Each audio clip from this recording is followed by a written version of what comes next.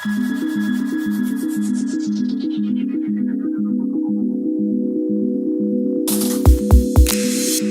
talk is about patient care techniques applied to cybersecurity. I get this very vague look every time somebody comes and asks me what that's about, and it's how healthcare professionals on the other side of the aisle, the non-IT, the physicians, clinicians, and nursing staff actually go through their process to care for a patient versus how cybersecurity does. Why that's important is that in cybersecurity we tend to be very siloed. In IT we're very siloed, even in biomedical we're very siloed. Everybody has a job and a responsibility, and it's not their problem, it's not your problem, it's not everybody's problem. But if we look at some of the ways that clinicians and the clinical staff go through and do their analysis, we're able to draw what I think should be good parallels to a better way to approach cybersecurity. And so with that, like I said, my name is Rob Bathurst. I'm the Managing Director of Healthcare and Life Sciences here at Cylance. Some of you have heard me talk before. I was formerly the Chief Security Architect at the Mayo Clinic, where I built their clinical information security program, medical device testing, and proactive security. So, without further ado, this is what most of my slides are going to look like because I hate putting walls of text up here. So the triage process is the common start point for nearly everything. You come into the hospital, you go to a nurse or a physician or somebody, you say, I don't feel well. You come into the organization and you have a PC that's having a problem. You say, my Outlook won't work, my Word doesn't work, this thing is broken, I don't know what's going on. It's a very similar process, and I wonder if this mic can get any farther up. It's a very similar process that a clinician follows. It's a root cause analysis, essentially. What could there possibly be an issue with this patient, this computer, this network that we need to follow to be able to remediate the issue? Normally, physicians don't call patients issues, but for computer purposes, we can. So, that triage process that we go through, again, in cybersecurity, it's almost done in isolation every time. Somebody goes to the help desk says it's broken, they put in a ticket, it goes to the ticketing process, it goes to the desktop guy looks at it and says, it's fine, I'll re-image it and kick it back out there, no problem. But in the clinical sense, they usually go through what is the common data points that we don't tend to do in cybersecurity.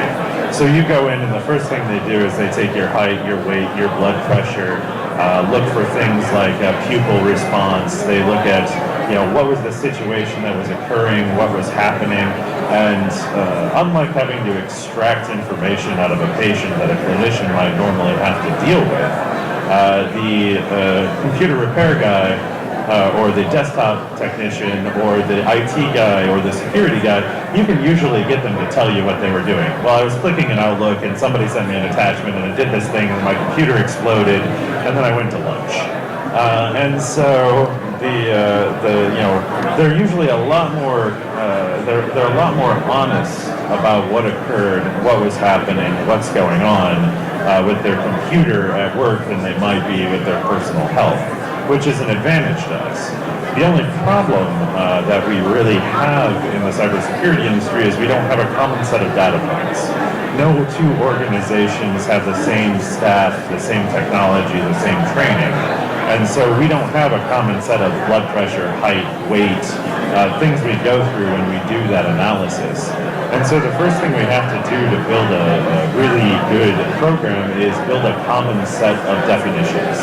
How are we going to check what a problem is? How are we going to analyze it? That's not just a single computer. It's not just a server. It's not a network. It's how does this individual node fit into the entire corpus of the facility? Because a node is simply an extension of the health of the overall network. A compromise, an infection, something going wrong with an individual PC in accounting can have a catastrophic effect eventually on your clinical systems.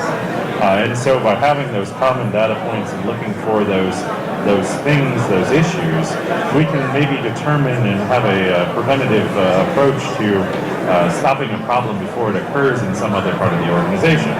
In cybersecurity, we commonly look at that as like, is there malware on this? Did someone click on something wrong? Were they browsing a website they shouldn't be? Does Doris and Bob have 32 toolbars on their Explorer? Those are the common issues we normally run into, but again, nobody does a root cause analysis, nobody has common metrics. There's not a patient file created on this system to know that it's a problematic user, it's a problematic system, it's a problematic software. It's just tribal knowledge that the guy who looked at it first happens to have. So by establishing those common data points, we can look at a better way to care for the patient or the system or the network as time moves on. So what's the second thing that usually occurs inside of a healthcare organization is they have an analysis team. That can be the primary care physician that talks to you, the triage nurse, the specialist, whatever it happens to be. They usually have a combined specialty team that looks through what your chart says, what your biometric stats come back as, how you're feeling, what you're doing, how you're acting. And they go through and they take the time to observe what's happening with the patient. In cybersecurity, we have a lot of snap judgments. Again, give it to Bob over in desktop, Bob will re-image it, no problem. It goes back to the end user, patient ends up back with Bob again, Bob's like, I got the solution, re-image it again. And you end up in this continual cycle without any kind of analysis of what actually might be going on. Where as a patient, we look at environmental factors, we look at things like what was going on when the illness occurred, how they're feeling now, what the event was, what their situation was like on the way here, how they're feeling while we're analyzing them. We discount the environmental factors of the node within the network that may be impacted. And so we don't ask Bob what was going on, or we don't ask Doris what was going on with the PC before it went crazy, other than, oh, they clicked on something in their email. Well, I'm going to go make sure nothing's in the email and everything's fine, so I'll re-image it and that's cool. What they don't realize is they constantly go to this website all the time that happens to have a infected ad campaign running on it, and that's where the systemic issue continues to present itself. And so as you have this analysis team, as you gather this information on what the cause of this infection or this illness may have been, you go through and assign it to the specialist that should be handling it. So much in the same way they hand a clinical care team and they assign the case to them, that's what you're doing with your analysis team. And some of the organizations we work with and some of the organizations we deal with, when we build their strategic clinical practices for security, what we do is create a multidisciplinary team that always reviews every case. So as the information comes in, they each take an analysis, or they each do their own analysis on the data points that are provided to them from that common triage approach. And then they determine who should be interacting with the system at that point, which leads us to the actual case itself, how you do the tracking of the illness, how you do the remediation, what your care continuum looks like for those systems, for that network, for that environment. One of the things that is criminally lacking, I will say, in a lot of cybersecurity and IT organizations is the fact that the issues with a singular system or a network are not tracked in a consistent way. There's not a case file you can pull up for a patient. There's not a way for me to go, oh, I gave them 100 cc's of whatever it was, they felt better, the symptoms are no longer presenting, they went home, if there's an issue, follow up. We don't do that with technology. We just treat it as an object, as a singular instance, not as a part of an overall potentially systemic issue. And so by having that case file, having that in your ticketing system, having it in your tracking system, whatever it happens to be, allows us to have a history on the patient, have a history on what's going on within their body. The next thing you want to look at is once you have the case, you have the defined information, those consistent variables, and the specialists have been assigned, then you have the actual care team. So when you look at an organization like where I came from at the Mayo Clinic, every case that they treated, normally they were extremely dire tertiary care cases, but you would be assigned a care team. Every specialist you possibly need to remediate the issue, whether it be environmental, whether it be self-caused, whether it be something going on just with your internal genetics and issues inside. But that care team was assigned to you throughout the course of your treatment. From the time you came into the clinic to the time you left the clinic to the time they did their follow-up and remediation, that same care team interfaced with you. And again, one of the things we tend not to do in cybersecurity is we open the ticket, we close the ticket, and we go to lunch. And so what you really need to look at is how you approach care in cybersecurity. And so once you give that reimage PC back and you've talked about, hey, maybe you need less toolbars, hey, maybe you shouldn't go to ESPN at lunch, there's a problem with it. I love ESPN, please, nobody hate me for that. Or maybe you shouldn't be watching this streaming service.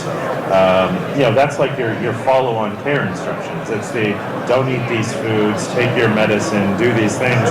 But we don't follow up past that. It's like kicking a patient out the door and saying, well, if you start hurting again, come back, that type of thing. So we do the same thing inside of cybersecurity, whereas in healthcare you have this concept of the care continuum, right? It's the from the minute you're in the door, from the time that you're considered to be healthy, they're tracking you, they're following your progress, and they're trying to ensure that you have proper aftercare, that you have preventative care with what's going on. Now, one of the big issues in the care continuum that we also don't do in cybersecurity is taking a truly preventative approach to how we look at things. We're in a constant state of reaction when we should be trying to be in a preventative mode. Everybody preaches about preventative medicine. Go get your flu shots. Go see your doctor twice a year. Make sure your blood sugar is this and your weight is that, and you eat this, and drink less beer, or whatever it happens to be. Everybody goes through there, and we commonly accept that as the right thing to do, the wrong thing to do. This is how we behave. This is how we deal with things. But in cybersecurity, again, we don't take that approach. We don't take the lessons of the people who are literally in the office next door of how they deal with patients and how they deal with issues and how they prevent reoccurrence. We don't give out instructions other than mandates and policies.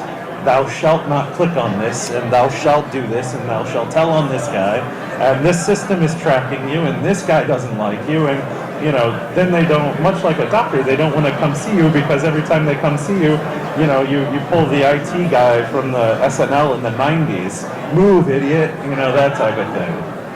And so, again, it's the preventative care, how we deal with patients, how we deal with users, how we deal with systems, what should they be doing, what shouldn't they be doing. Much like we as professionals in the industry of IT and security have best practices that we follow, we never pass those on to our users. We never give them the best practices for daily living in our environments, preventative things to be safe, ways not to get infected. If something happens, come see us, because we're here to help prevent things from happening. We're not here to tell you to move. And so that ends up with the situation we're dealing with, which is the one I was talking about, aftercare. So what is aftercare in the overall continuum? It's what happened to the situation, how does this go into my cybersecurity EMR, what's the health record for the patient, my network, my clinical devices, my nodes, how were they treated, who treated them, when did they treat them, what symptoms did they present with. You do that entire case file that we talked about in the beginning gets updated with everything that went on. And so when that patient comes back, if they do come back, we exactly know how to deal with it, when to deal with it, what was done the first time. Is it a chronic, is it an acute issue, is it a chronic issue, is it an environmental issue? Again, because we now have a common set of entry points, those common set of analysis points, when we go through, we know what's happening, we know why it happened, we know how we treated it, We know who treated it, and so you're not running around the office going, did you see this PC? Did you know what happened to this? Did you re-image it? Was the software loaded on it? What's going on? And so, you spend as much as your day tracking down the guy who last touched it as, if you just had a case file to look up. And again, we have the systems, we have ticket tracking, we have all these other things, but it's usually just problem solved, queue's queue's more empty than it was before. Which, again, the wrong approach. Look at your network, look at your environment as your patient. And your job as cybersecurity professionals is to prevent the patient from getting sick, and when the patient does get sick, help it get better. You work with IT, you work with biomedical, you work with the security to ensure the patient remains healthy, and that's the objective. So I run into the situation a lot where everybody's like, what should the patient record look like?